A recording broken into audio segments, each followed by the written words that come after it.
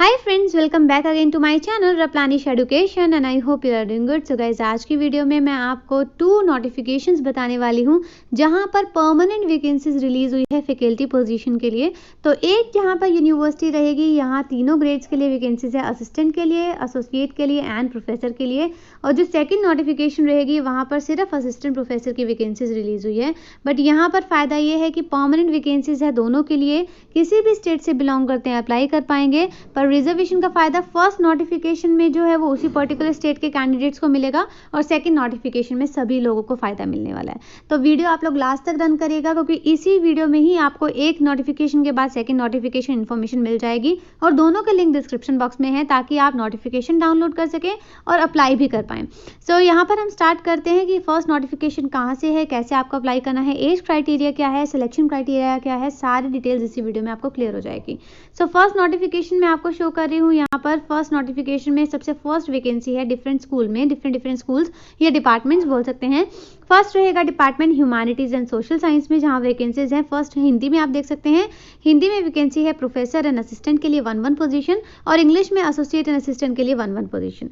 Next school रहेगा school of tribal studies में, यहाँ पर डिफरेंट लैंग्वेजेस में वैकेंसीज हैं, जैसे नागपुरी में, कुरुख में, मुंडेरी में, सांथली में, कुरमाली में, कोरठा में वैकेंसीज आप देख सकते हैं असिस्टेंट प्रोफेसर, एसोसिएट प्रोफेसर के लिए।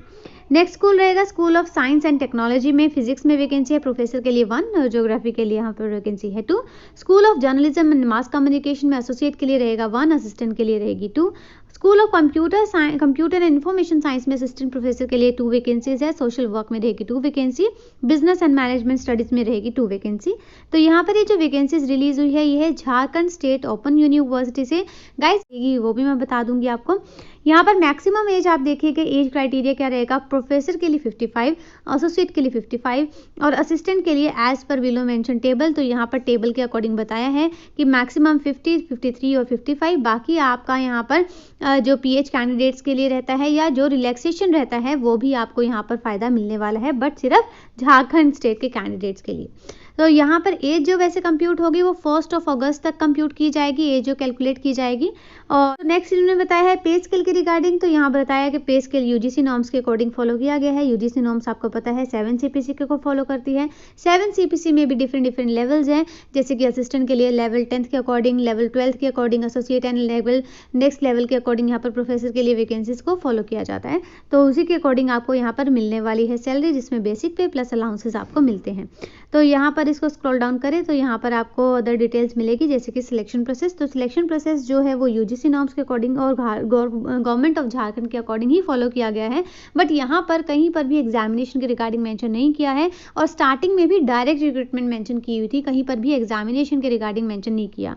बट यहाँ पर एक फीस स्ट्रक्चर के बारे में बताया, तो यहाँ पर एग्जामिनेशन फी वैसे नहीं मेंशन करना चाहिए था, फॉर्म की फीस, बस यहाँ पर एग्जामिनेशन फीस मेंशन कर दिया है, बट कहीं पर भी एग्जामिनेशन को मेंशन नहीं किया। तो एग्जामिनेशन के चांसेस नहीं है, डायरेक्ट रिक्रूटमेंट है, तो इंटरव्यू के बेसिस पर, एपीएस कोर्स के बेसिस पर ही आपको, मेरिट के बेसिस पर ही आपको सिलेक्शन यहाँ पर किया जाएगा।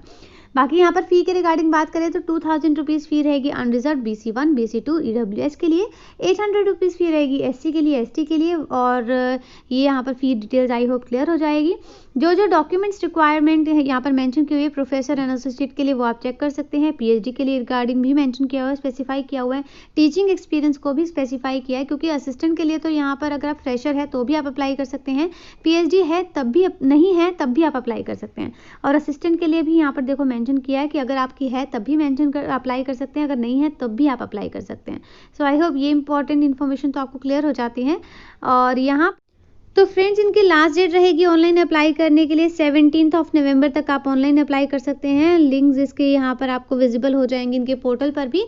चलते हैं इनके पोर्टल पर, jobs.jsou.ac.in इनका जो मैंने जॉब्स पोर्टल ही ओपन किया हुआ है। तो टीचिंग वैकेंसीज के रिगार्डिंग मैं आपको दिखा देती हूँ। यहाँ पर स्कूल ऑफ ह्यूमैनिटीज़ वगैरह का जो भी मैंने आपको बताया है, वो यहाँ से आप ये पीडीएफ डाउनलोड करके अप्लाई भी कर सकते हैं। एक्शन का जो कॉलम दिया हुआ इन्होंने, यहाँ पर आप अप्लाई करें, रजिस्ट्रेशन करेंगे। रजिस्ट्रेशन करने के बाद आप उसी जो लॉगिन आईडी या पासवर्ड से आप अप्लाई कर पाएंगे अपनी पर्सनल और एजुकेशनल डिटेल्स डालकर।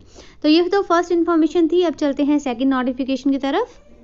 फ्रेंड्स सेकंड जो नोटिफिकेशन है वो है पीजीडीएवी कॉलेज इवनिंग से। यहाँ पर वैकेंसी जो पीजीडीएवी कॉलेज है वो यूनिवर्सिटी ऑफ दिल्ली से एफिलेटेड कॉलेज है। यहाँ पर नोटिफिकेशन रिलीज हुआ था 29 अक्टूबर 2024 को।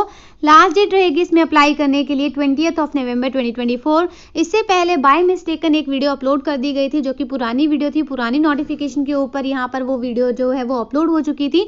तो बाय मिस्टेकन वो चीज़ अपलोड हो गई थी, उसको यहाँ पर रेक्टिफाई करने के लिए मैं दोबारा से ये वीडियो लेकर आई हूँ, जिसमें ये न्यू नोटिफिकेशन के ऊपर ही यहाँ पर आपके लिए वैकेंसीज रिलीज हुई है।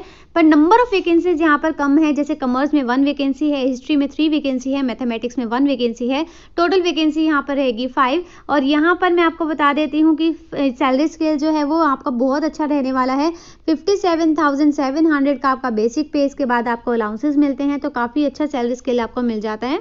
स्क्रॉल डाउन करके देखें तो यहाँ पर आपको अदर इन्फॉर्मेशन मिल जाएगी, जैसे कि आपको क्वालिफिकेशन के रिगार्डिंग पता है। एलिजिबिलिटी कंडीशंस ए और बी पार्ट में डिवाइड होती है। ए में मेंशन किया है मास्टर्स में कम से कम 55% नेट या फिर पीएचडी वाले नेट है तो अप्लाई कर सकते हैं।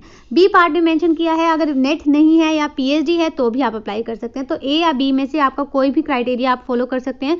दोनों में से कम एक पार्ट तो आपका होना चाहिए, तभी आप इसमें अप्लाई करने के लिए एलिजिबल रहेंगे। गाइडलाइंस या जो स्क्रीनिंग या शॉर्ट लिस्टिंग क्राइटेरिया जो दिया हुआ है इन्होंने, वो आप यहाँ पर चेक कर सकते हैं। क्राइटेरिया यहाँ पर बताया कि एपीआई स्कोर्स के बेसिस पर आपको फर्स्ट शॉर्ट लिस्ट किया जाएगा। शॉर्ट लिस्ट का मतलब है कि कैंडिडेट को शॉर्ट लिस्ट किया जाएगा, इंटरव्यू के लिए बुलाया जाएगा 100 पॉइंट के स्किल्स पे बेसिस पर। 100 पॉइंट जो है वो आपका ग्रेजुएशन, पीजी, आपकी जो भी आपने स्टडी की है, आपकी पीएचडी है उसके भी मार्क्स रहते हैं, आपका जो नेट है या नेट प्लस जेआरएफ है उसके भी मार्क्स हैं, यहाँ पर आपके रिसर्च पब्लिकेशन के भी मार्क्स हैं, वो आपके 100 के टोटल आपके मिलते हैं। अब 100 में से आपको कितने मिलेंगे उसके बेसिस पर आपका यहाँ पर सिलेक्शन क्राइटेरिया में मेंशन किया है। यहाँ पर एक चीज़ ज़रूर मेंशन की है कि कम से कम आपके यहाँ पर 55 मार्क्स होने चाहिए अगर आपको यहाँ पर शॉर्टलिस्ट किया जाना है। तो 55 से अबव वाले कैंडिडेट्स को ही कॉल किया जाएगा इंटरव्यू के लिए, अदरवाइज कॉल नहीं किया जाएगा। और यहाँ पर ये पूरा प्रॉपरली स्पेसिफाई किया गया है। अब यहाँ पर बात करते हैं कि रिलैक्सेशन के रिगार्डिंग, तो जो कैंडिडेट रिजर्वेशन कैटेगरी से आते हैं उन कैंडिडेट्स को यहाँ पर जो 5 मार्क्स का रिलैक्सेशन भी दिया जाता है। Relaxation of 5 marks to be given to the reservation, जो भी कैंडिडेट्स एससी है, एसटी है, पीडब्ल्यूडी कैंडिडेट्स हैं उनको दिया जाएगा। कितने कैंडिडेट्स को कॉल किया जाएगा इंटरव्यू के लिए? 40 कैंडिडेट्स को फर्स्ट वैकेंसी के लिए कॉल किया जाएगा। एडिशनल कैंडिडेट्स एडिशनल वैकेंसी के लिए एडिशनल 20 कैंडिडेट्स को कॉल किया जाएगा। ये प्रॉपर स्पेसिफाई किया गया। सो आई होप ये चीज़ इन्फॉर्मेशन तो क्लियर हो गई है। फर्स्ट स्टेज, सेकंड स्टेज जो भी आपकी रहेगी असेसमेंट कमेटी के थ्रू आपका यहाँ पर फाइनल सिलेक्शन रहेगा, जो मैं हर वीडियो में बताती हूँ। यूनिवर्सिटी ऑफ दिल्ली का सेम क्राइटेरिया ही फॉलो किया जाता है, अगर चाहे वो कैंपस की रिक्रूटमेंट है या फिर कॉलेज की रिक्रूटमेंट है तो सेम क्राइटेरिया को ही फॉलो किया जाता है। सो आई होप ये चीज़ क्लियर हो गई है। स्क्रॉल डाउन करके देखें तो यहाँ पर आपको फी स्ट्रक्चर के रिगार्डिंग मिलेगा। तो 500 रुपीज़ फी रहेगी अनरिजर्व्ड ओबीसी एंड ईडब्ल्यूएस के लिए। एससी हैं, एसटी हैं, पीडब्ल्यूडी हैं या फिर वीमेन कैंडिडेट्स हैं उनके लिए कोई भी फी नहीं है। तो ये आई होप क्लियर हो जाता है। अब यहाँ पर अगर फिर भी कोई डाउट रहता है, कोई क्वेरी रहती है तो आप कमेंट बॉक्स में ज़रूर मेंशन करें ताकि मैं आपको क्वेरीज रिजॉल्व कर सकूँ। आपके कमेंट बॉक्स में जाने के बाद ही यहाँ पर मुझे पता चला था कि वो पुरानी नोटिफिकेशन पर वीडियो अपलोड हो चुकी है, तो उसी को ही रेक्टिफाई करने के लिए मैं आज वीडियो लेकर आई हूँ। फिर भी आपको कोई डाउट रहता है कमेंट बॉक्स में ज़रूर मैंशन करें, कोई सजेशन होता है तो कमेंट बॉक्स में ज़रूर मैंशन करें। मैं हर पर्सन के, हर कैंडिडेट के यहाँ पर कमेंट्स को रीड करती हूँ। सो आई होप आप सभी मेरी वीडियोज़ को पसंद भी करते हैं, तो वीडियोज़ को पसंद करते हैं तो लाइक ज़रूर किया करें, चैनल ज़रूर सब्सक्राइब किया करें। So guys, thank you and have a nice day.